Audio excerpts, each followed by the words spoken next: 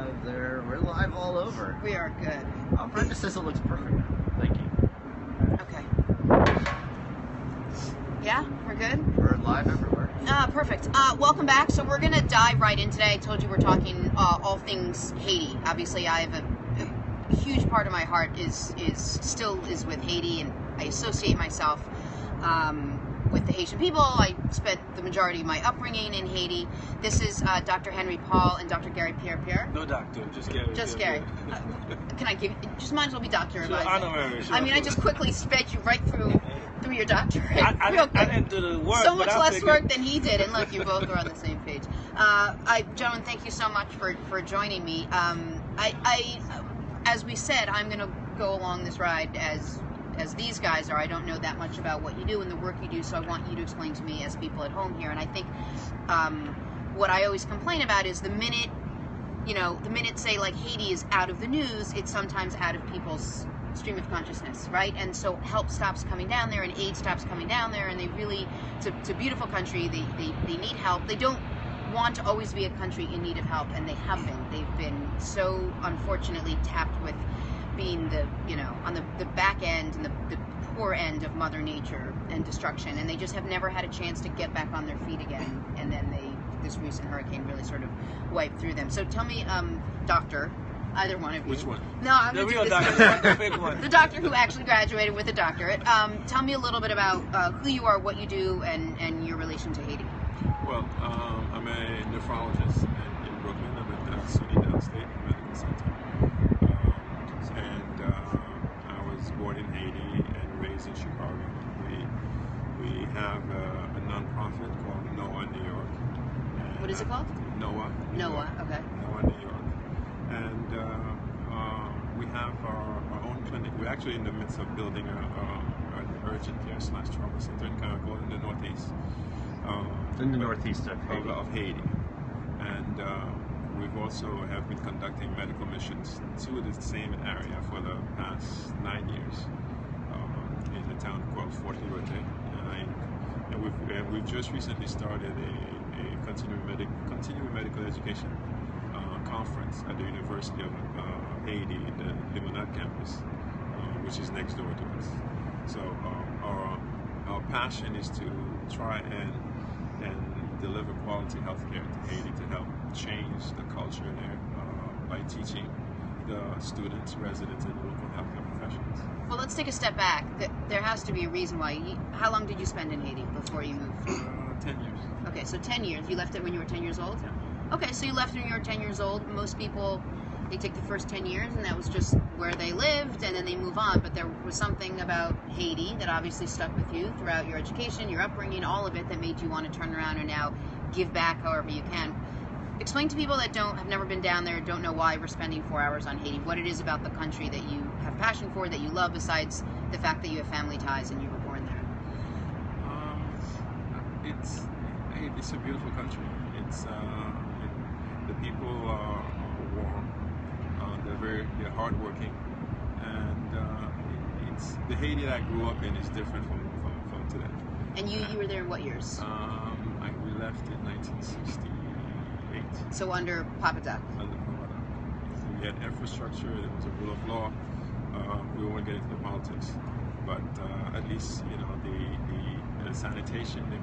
There was the problem that's existing now. Weren't there then, and I think it has a rich culture. It's a beautiful island, the beautiful beaches, and I think it can come back at one point. And Garry can help me on this. It was the jewel of the Caribbean. It was its economy back in the day was.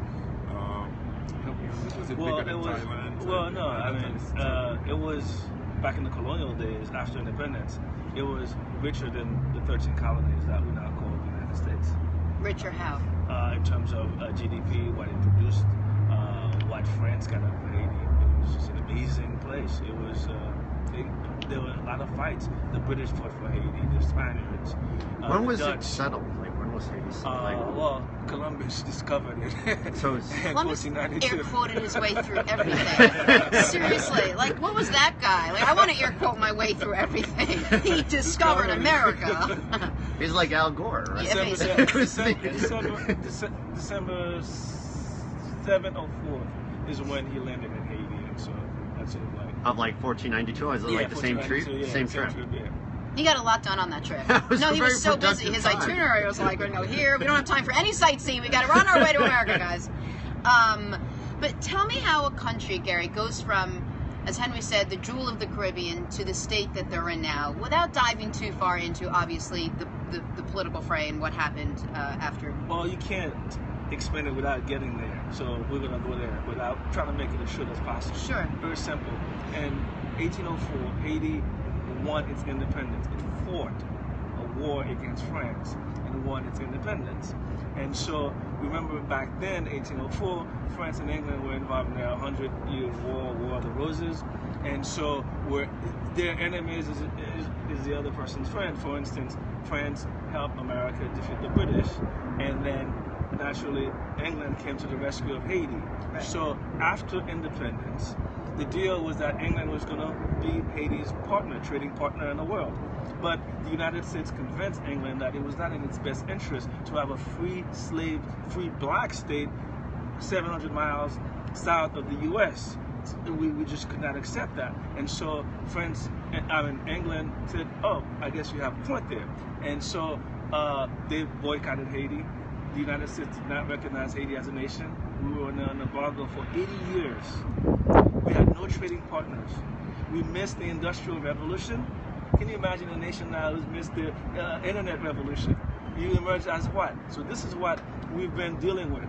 And it wasn't until the first ambassador to Haiti occurred in the late 1800s. So for 80 years, like I said, we had no trading partner. And so, you know, we were sort of like rat in a place just like tearing at each other.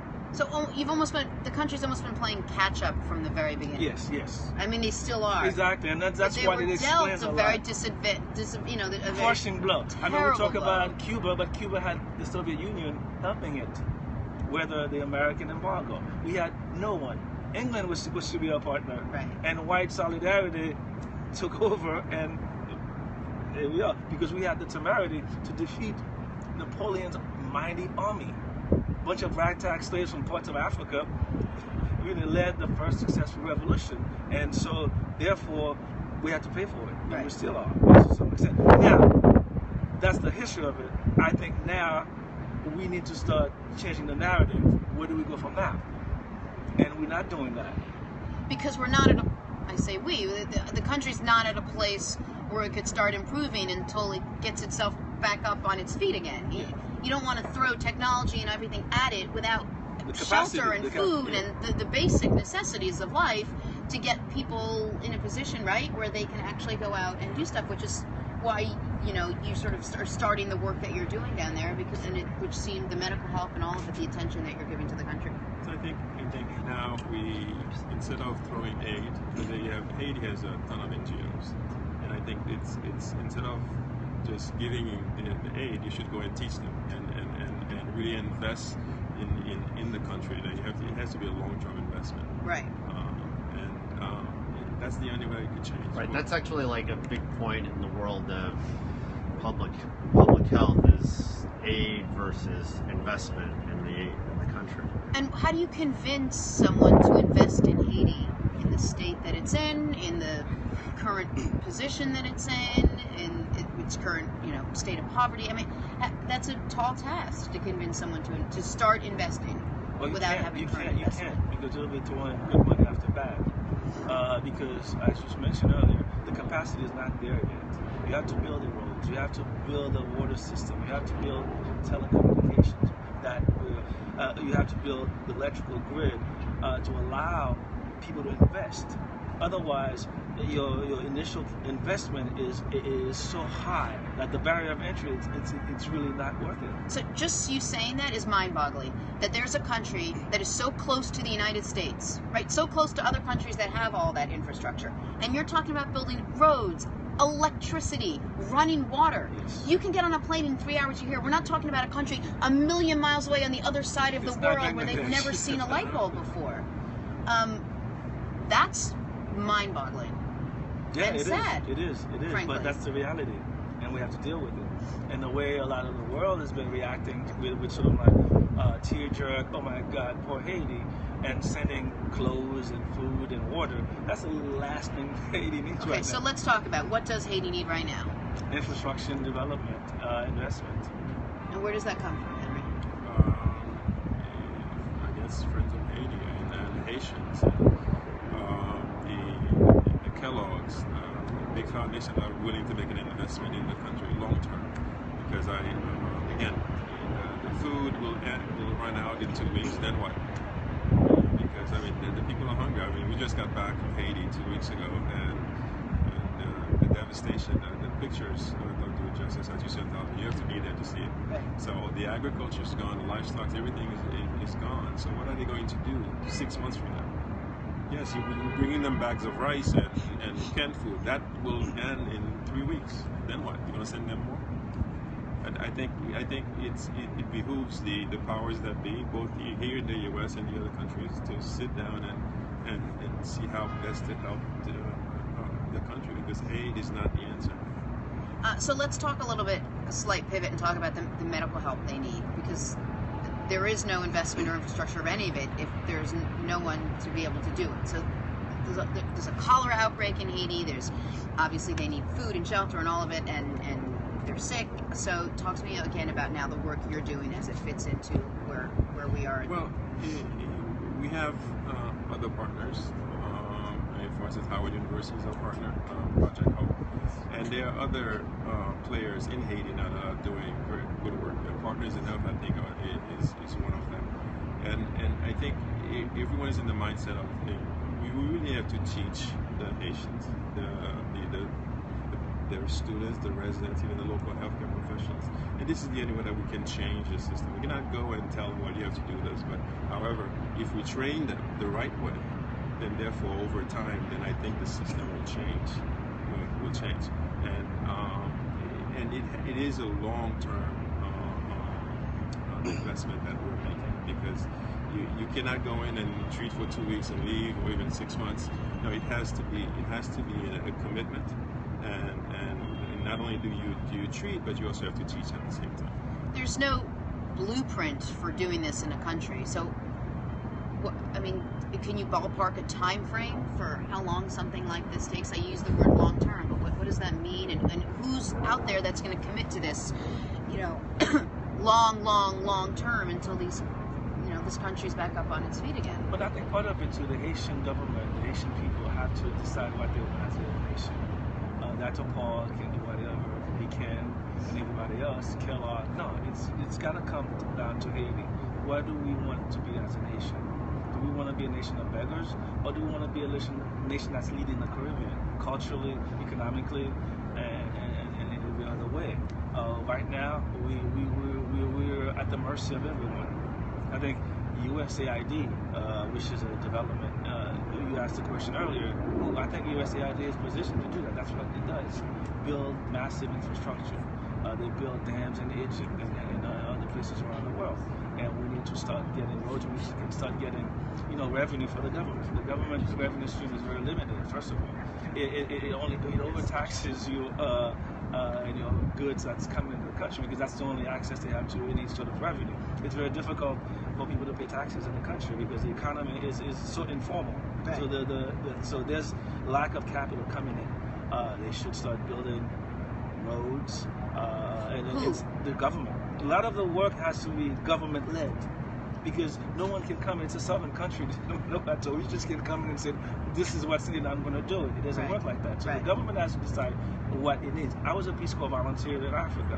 One of the things you learn is that when you come to a community, you have to talk to the community based on what the community needs, not what you think the community needs. Because if you do that work, you're going to force whatever you want, but it's going to fail because people don't want it. And Haiti it's got to be the same thing. Isn't that, though, and I know we don't want to get into politics, but isn't that sort of what happened in 87, 88, where the United United States came in and said, let me tell you what you guys need. You guys need democracy. It wasn't working under a dictatorship. This is what you need. Oh, yeah. But no one gave the Haitians a chance to say, well, maybe this isn't the best thing for us, because both of you, and I let both of you say it, when you grew up, life was stable in Haiti. When I lived in Haiti, it was stable. There were roads. There were, there was electricity. There was water at least 6 months out of the year. Wait, hold on. There was still Mother Nature. There were still hurricanes. There were still all these different things, and yet the country was still on its feet. Now, I know the atrocities that both Papa Doc and Baby Doc did, but at least there was a country. No, beyond that, though, it's not even like, I'm not even taking it from a political standpoint. When we were growing up, I mean, I left Haiti around the same time that he did. Well, he's a little older than me, but he just threw you under the bus. He basically just called you old, just so you know. It's because he's a doctor. Yes, of course, you gotta be old to be a doctor. Yeah, you're really old, Henry. You're so essentially, this was the Caribbean Initiative, Caribbean Basin Initiative. It was a Rockefeller initiative to really develop the Caribbean. So there were a lot of resources thrown into Caribbean, including Haiti. So there was a sense of stability, but what happened to that money was misspent grossly. It was embezzled by the Duvalier regime. Whereas in Jamaica, they were building infrastructure, they were building hotels. The Dominican Republic became what it is today. Okay.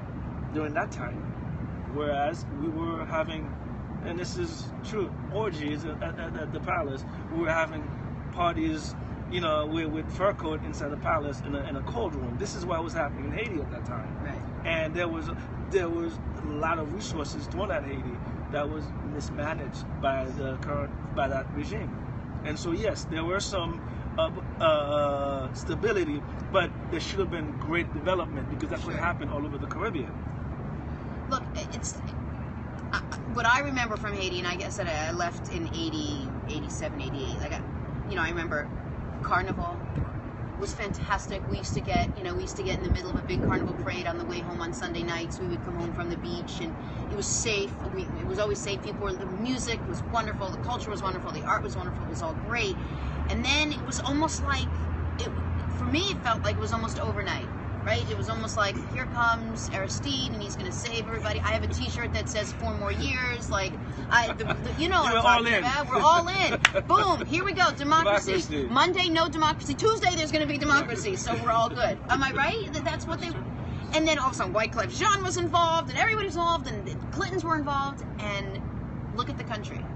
And it's you don't want to point fingers and blame, but enough is enough already. And now it's time. And you say it. It's time for the people. What do the people want? What do the Haitians want? So tell me what the Haitians want from someone. You just came from down there, right? I mean, of course, they want to be able to fend for themselves. That's it. Good paying job, so they can provide for their families, and they want an opportunity. Yeah, they want what everybody else in the world wants. Simple. It's not difficult. What's the difficult part? Getting it for them? No, the difficult part is a commitment from the leaders, the elite in Haiti, who need to realize that they have a stake in this as well. Because there's a certain element in Haiti that makes money no matter what, and so they don't really care. So now that we have a hurricane in the south, well, it's the same people who are making money now, because they're the one with the water, with the thing they're selling it. They're making money. But how can we help? How can the rest of the world help Haiti in a really pure, organic way if, help has to come from within? What would you say? Well, again, it's almost as if, maybe this is a bad analogy, but I'll use it anyway. When, you have a drug or alcohol problem, the first step, you have to admit that you have a problem. Haiti leaders and the elite, they don't think they have a problem. Come on. Yes. Well, you'll be surprised. They don't think they have a problem. It's fine. They laugh at people like us. Go back to New York. Go back to Chicago. Go back to Miami. We're good here. Because we can eat. We have a car. We have a visa. We could travel.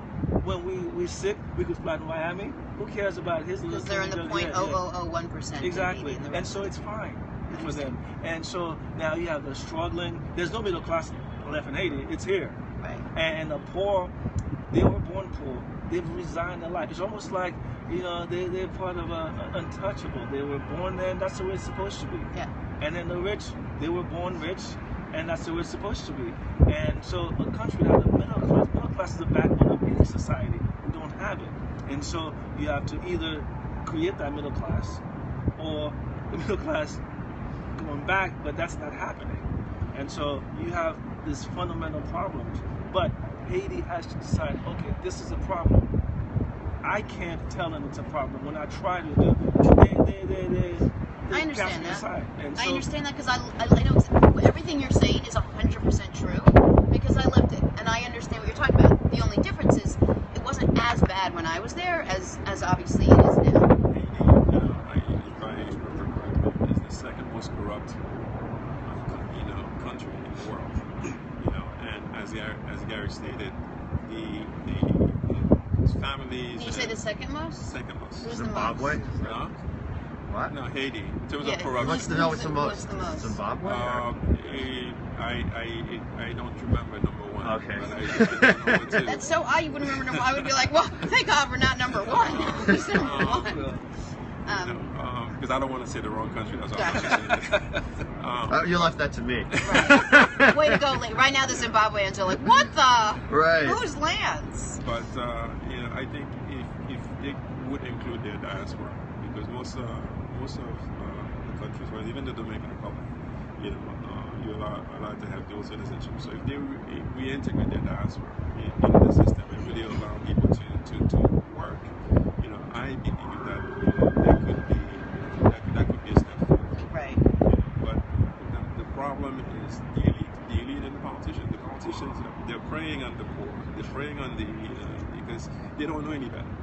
So for them, as long as they maintain them in that state, they can make more money. Keep the diaspora, they make more money. There's just so much. There's only so much they could squeeze out of the poor in Haiti. Yes. There's a market. It's not a market anymore. It's a place where you go and dump your product. It's a product dump. Earthquake, hurricane, just dump it because we have it in the warehouse here. We don't need it. Just send it to Haiti. It's not a market. Tell me a little bit more about what you're doing down there and how people can get involved and how people can help. Well, we as I mentioned earlier, we're building an urgent care center in the Northeast in the town of Port. We've been funded by the Philips Corporation, and we still have in need of funding. You can go to our website, noahny.org. NOAHNY.org. NOAHNY.org. We'll put that up there. Yeah. We're still in need of significant funding to finish the whole project because we will. How much does the project cost? It's About 1.5 million total, and we have only about 300,000 left to add to operating rooms, and then it can become a full service clinic, and all the people. Well, there's nowhere for Kathy to sit right now, but we will bring her in right afterwards. I'm just curious where you thought she was going to sit. On Gary's lap? Stand behind my sorry. Lance is like, yeah, go and sit on my couch. Go there. And I'm looking, I'm like, oh, where?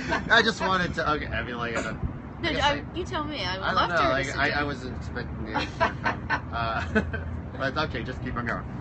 Sorry, so it's like $1.5 million. So you're 300,000 shy? Yes, to finish our second building, which is we have 2 operating rooms, and we're doing, as I mentioned earlier, Philips gave us 2 CT scanners, so we have a CT scan, the only one in the Northeast.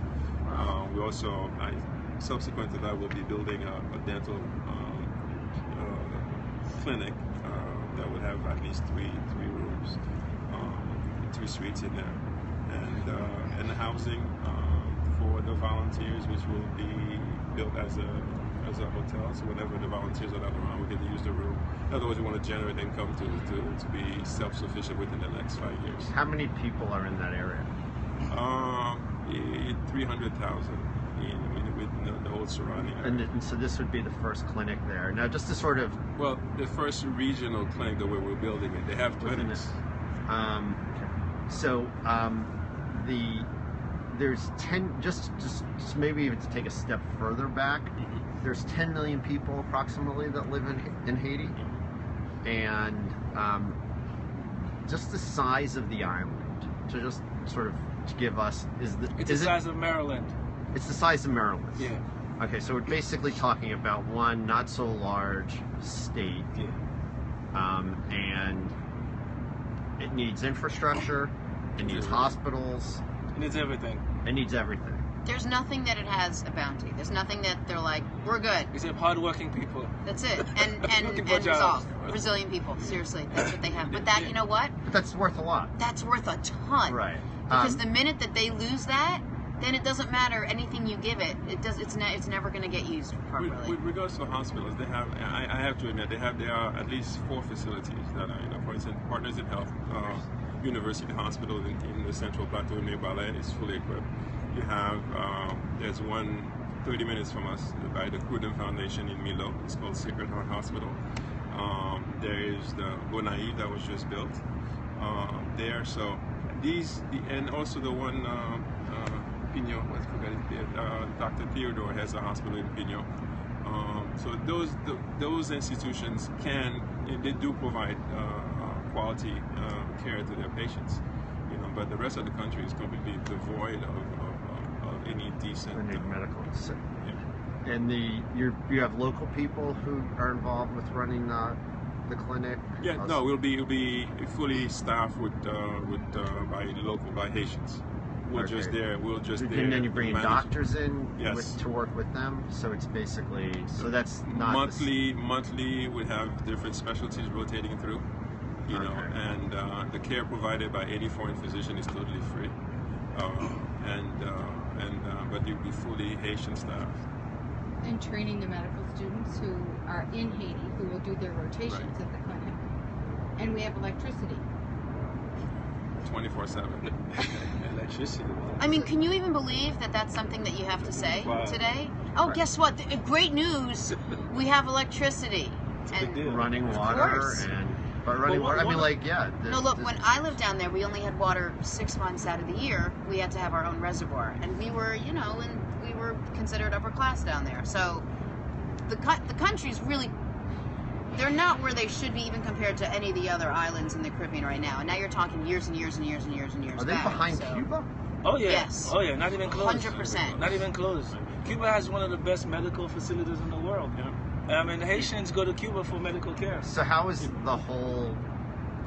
the relation now that Cuba's kind of opening up? How is that going to be a positive? Are people expecting that to be a positive thing for Haiti or a negative thing for It's not Haiti? going to Doesn't affect even it. affect. Yeah, it's No not effect even whatsoever. playing in the same I mean, league. Cuba was already helping Haiti. They were Yeah. always sending their Not helping, physicians. but just like even competitively, No, it's we not can't gonna. compete. We You can't don't compete with. No, we can't.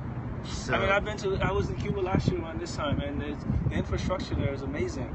The hotels, the roads, Lance, the bridges. It's you went where? Where were you in? I was in Ghana. I mean, like in Ghana, like I can tell you when I was in Ghana, like it took me. I had like a 10-mile trip that took me 6 hours because there was a one road. Right. It was a one-lane road, and a truck had fallen over on the one lane, and we were all stuck on the Okay, one but road. that's in Ghana. 20 miles from where this is, 30 miles, 40 miles, 50 miles, there's probably like a Four Seasons in the DR. Yeah. Well, yeah, well, the DR. Do you know what I'm saying? but there are poor parts of the DR also, right? Like, I mean, the DR has some poverty. Every country, I mean, every Even, third world even the country United is like States, that. we have Right, Canada, like New we have, Jersey. we This have, is like we Chicago. We did a No, show. I- We had like an hour on Chicago one day. No, right? I know, but what I'm trying to say is that people don't always understand. We're like, oh, we need to build infrastructure. Like, roads are impassable. It's not like it would take six. I mean, they're 6 hours still. when you can even get. You couldn't there. get through it from the earthquake because they couldn't bring. Ah, I mean, my okay, dad has okay. Oh no, I'm not yelling. I'm just saying my dad has No, I know you're not. has a factory down there, I'm and they, saying, but that's the aha for me. yeah. Okay, I'm gonna sit here Yeah, right they couldn't now. even get machines down to move the rubble. I'm just saying that aha. I was having an aha moment.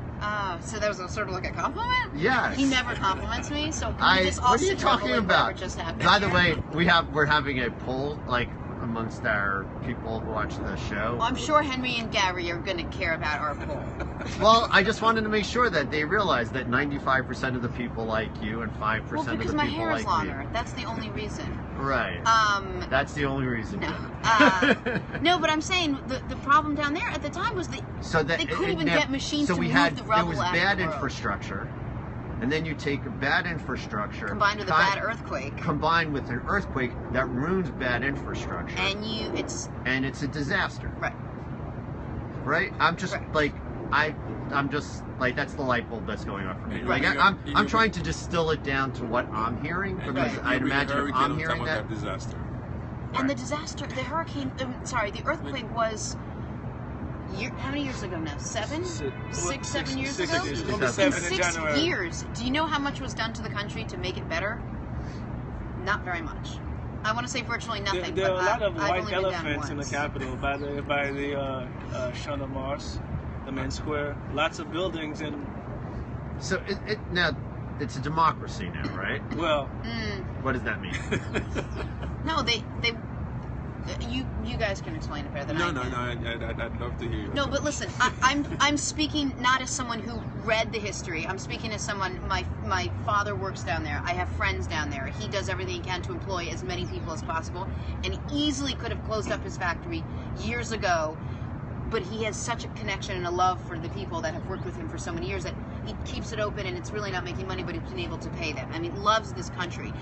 There's really not a democracy. I think they like to say the word democracy, and somehow it was sold to the Haitians as this amazing, huge, beautiful, like, bulb of, like, fluorescent beauty that was going to come land in their lap, and democracy was going to mean, like, money and, like, all the things afforded to them that they couldn't have before. Freedom, right?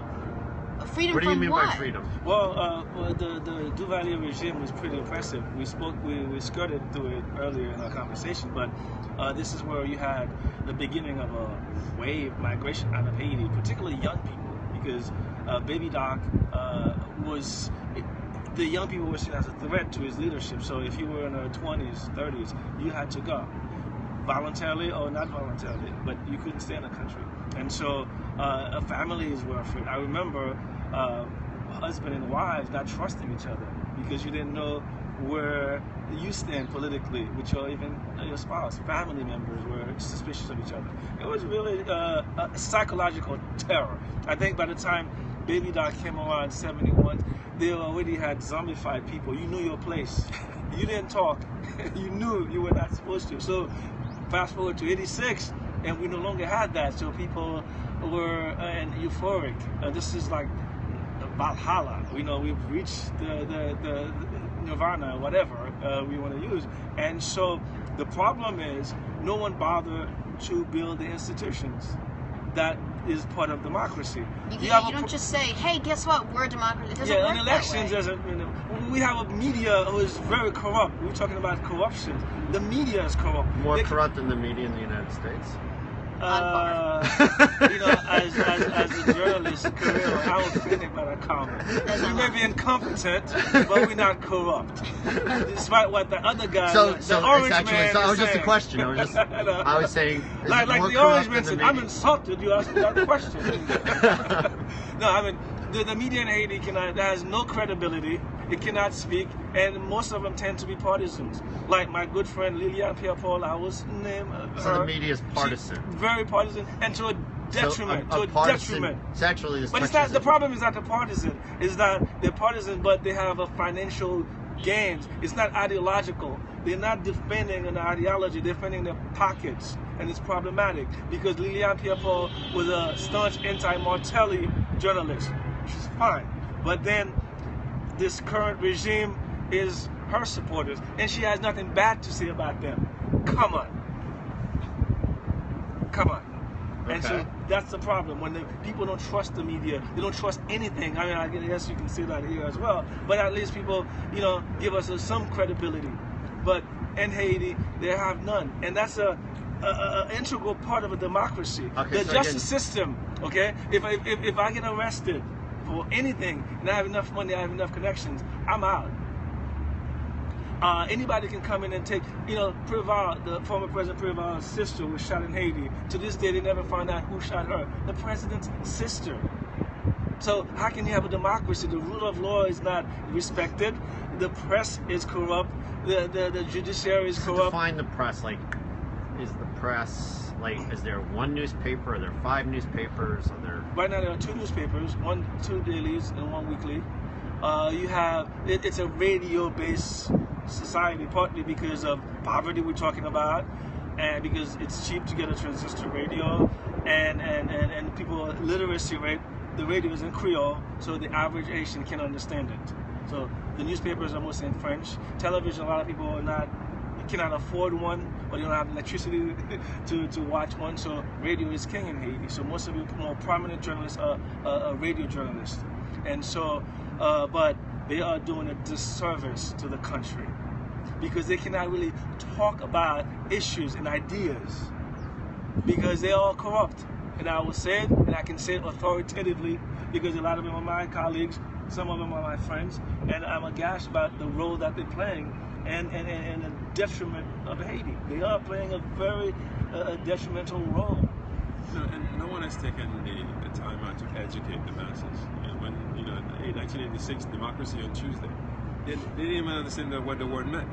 To them, democracy meant they could just walk up and grab somebody, and that's democracy. They have the freedom to do whatever they want. So, I mean, they need to be educated. They need to be taught, their rights, what it means. But also, I think the government needs to understand democracy because the government has been lax in asserting itself. For instance, there are laws, there are urban planning laws that the government has just abandoned. For instance, we talk about earthquake and hurricane that just went through a month ago.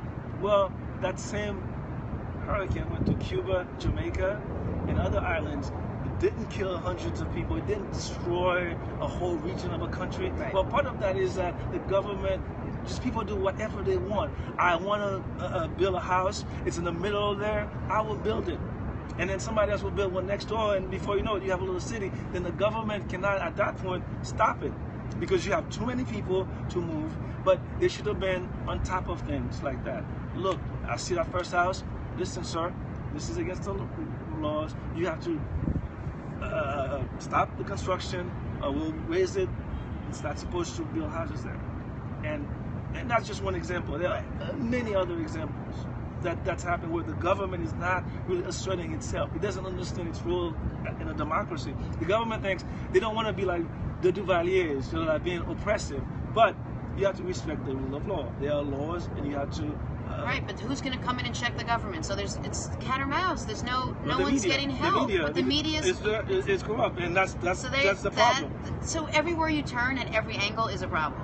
Do you see now how bad it is? Well, yeah, every angle there's a problem. It's not like there's 3/4 of the whole entity is trying to help, and it's just that they don't have money. If it was just money, that would be easy. The money is not the problem. Right, that's not the problem. So people up here don't always know that. So there are all these, aid groups that send money down, and the money isn't helping, and the country isn't getting better, and people are like, well, forget it, I'm not going to give money anymore because look where Haiti is. They have to send the money to the right group. Exactly, and that's the difference. But everyone hears the right group. There's a lot of groups that are taking your money and do nothing with it. Like that company that has $500 million and only built 6 houses. Red Cross. You can name you can say it. but there no. were 6 really nice houses. Not really. You wouldn't want to live in them. Really? Oh, 2 rooms. You should see those houses. But no, there are quite a few groups doing really good work.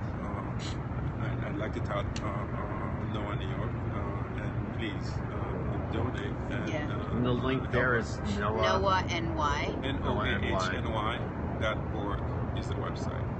But let's go back to the Red Cross. I think this is a classic example. The Red Cross is not a development agency; it's a relief agency, emergency relief agency. Well, because of its notoriety worldwide, people donated billions, whatever amount they donated to it, but it was not able to do anything else with that.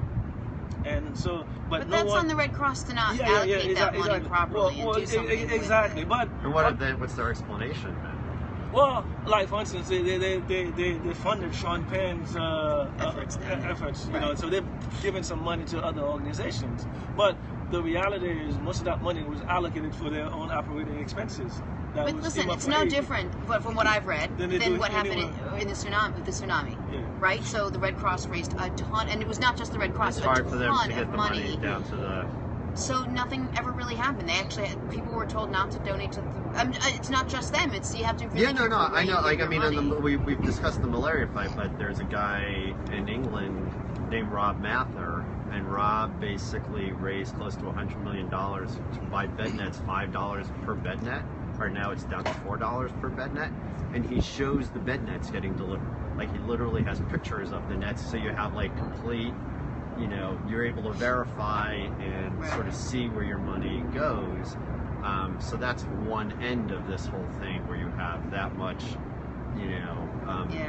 that much of a look through to what's going on.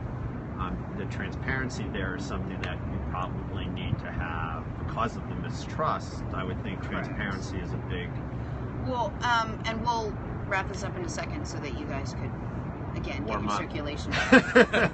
I'm going to be stuck here though, right? 4 hours hence. How is it possible for people to go down there, or do they have to go with an organization? Presently, preferably with an organization. And why is that? Because, don't forget, you have people that are hungry. You don't want to just go ahead and give things away because you're creating a mob and your life is significant. Whereas if you go with an organization that's well, I'll give you a simple example. There was one of the ships that brought containers of food. They couldn't deliver it initially because there was an organization there at the pier to take it. I mean, the people were there, so they didn't want to create a riot, so they had to turn back. That was legitimate. So I think anything that's structured is best. Right. Instead of going down and giving handouts. As I said, it's going to end. So it has to be something that is to be consistent. You need to partner with other organizations, and I think that's the best way to approach it. But they do need a lot of help now, and it moves all of us, Haitians and friends of Haiti, to do our best to help them, and the best way is to partner with a group and do what you can. Okay, I'm gonna shock your viewers. I think the best way to help Haiti right now is turn our back on Haiti. What? Turn our back on Haiti. It sounded like you said turn our back on Haiti. Yeah. Clearly, I heard that wrong. Go on. I'm serious, because the Haitian elite, the Haitian government, have taken us for suckers. They play on our emotions all the time, knowing that no matter what, we will come down because we owed it to them. At some point, we need to stop this vicious cycle because it's not helping the average person. Like Dr. Paul is saying, okay, we don't want to give aid, we want to do development, but we're not organized ourselves. We're not equipped to do that. We're busy professionals doing whatever, or working, driving cabs or Uber or whatever. But we have a responsibility to Haiti, but at some point we have to stop, because what is happening to this community, the Haitian communities all over the diasporas, we're getting poorer and poorer because our money has to go back to Haiti to sustain Haiti. And at one point, we can't even afford to go to a Broadway show. We don't do it. We can't afford to go to a decent restaurant because a little expendable income is going to Haiti. We need to be level-headed about it. Whenever our phone rings and it says Haiti, it's like, oh my God, there's an ass there, and psychologically the relationship is not balanced, and we need to make a hard commitment. And people in Haiti, they know that, and they play on it, and they have no respect for us. For instance, Dr. Paul said, I can't vote as a Haitian American. I have no right in Haiti, and so.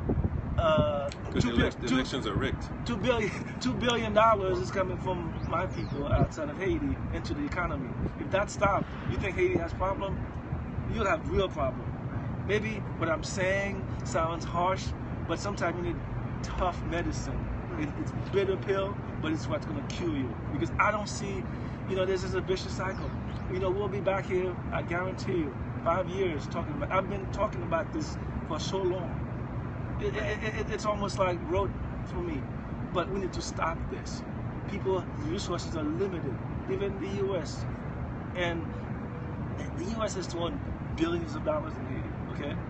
Don't let anybody tell you that it's been exploitative and that the U.S. has done nothing. They've put a lot of money into it. It's misused, and that's why Haiti became the Republic of NGL. Because the international communities could not work with the government. You give them money and it goes into their pockets, a bank account overseas. It doesn't reach the people. So they created this NGOs thinking that it was going to solve the problem. They're doing the same thing. It didn't. No, but yes. Again, he's partly correct. But however, I'm more hopeful. I think if everything is channeled He's a doctor. properly, He saves lives. you know, if I it's- just if, thought. if it's channeled properly and not given to the politicians, or you don't just write a blank check. I think we can make a difference. You know, it's going to take some time. It's going to take a lot of commitment. But It sounds like what you're saying almost is like, I mean, maybe get healthcare right. Like that if you get the healthcare system, like if people stop dying, they might have the ability to do other things. But healthcare, education, and then the administrations have to find a way to create jobs. Because I mean, just sanitation alone is can that's a generate big problem, something. right? So all this infrastructure, I'm sorry, voting. Like you keep on saying the political system's corrupt. How often are there elections? Are there elections? When was the last election? Theoretically, it should be every 5 years. So that's just in theory. So it's not really. It hasn't. When was the last election? There's one coming up, right? There was one. Was that a year ago? And that was marred with. Irregularities. So- There were a lot of issues with that. Well, there's elections, presidential elections scheduled for November 20th. It's been pushed. This is the third postponement.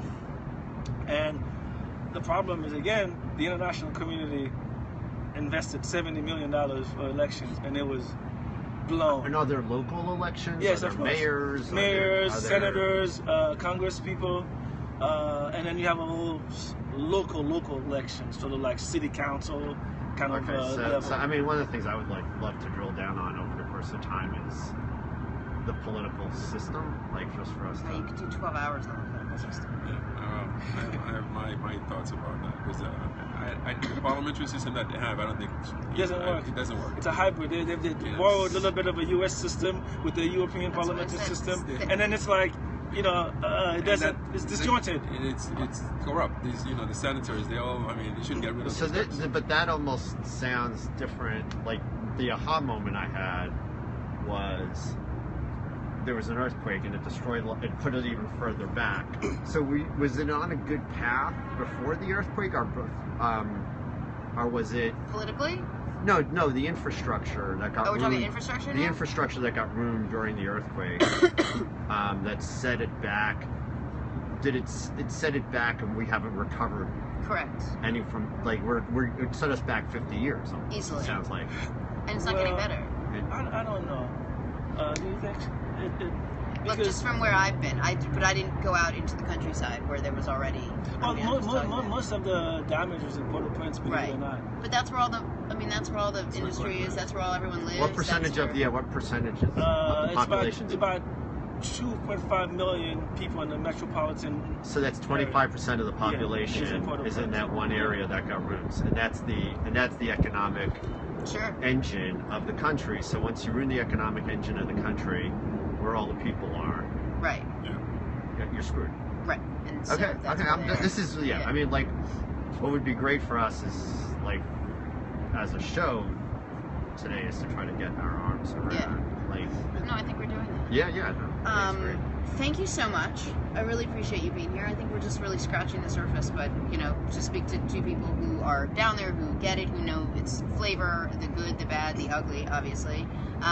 It's important for us, whether we turn their backs on them or not, to at least keep One talking last about thing it. I want to say, you were talking about earlier about the culture, the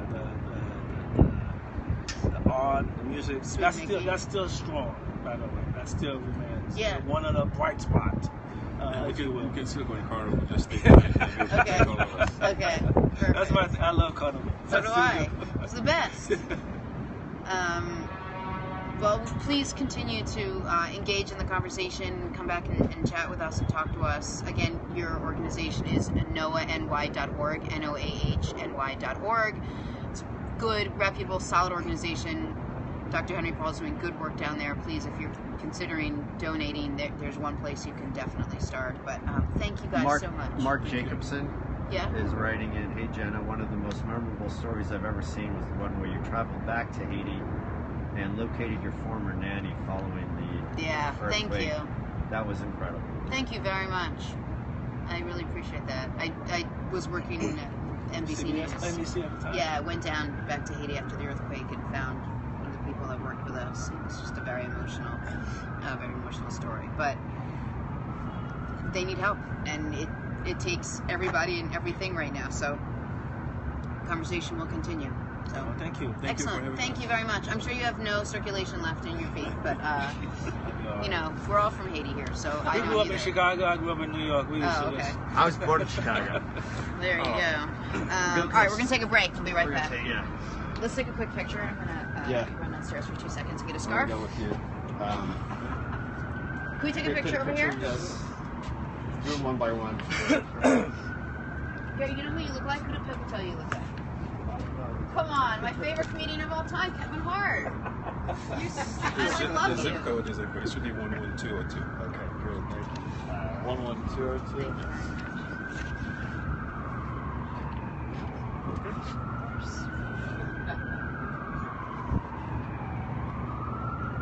Thank you. Thank you both very much. I'm gonna be back in 2 seconds. I'm Right? gonna come. All right, right back.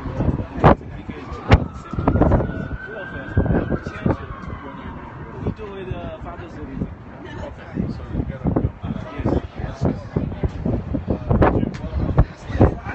I know. That's what I used to do. And every year, I used to do it. You gotta come.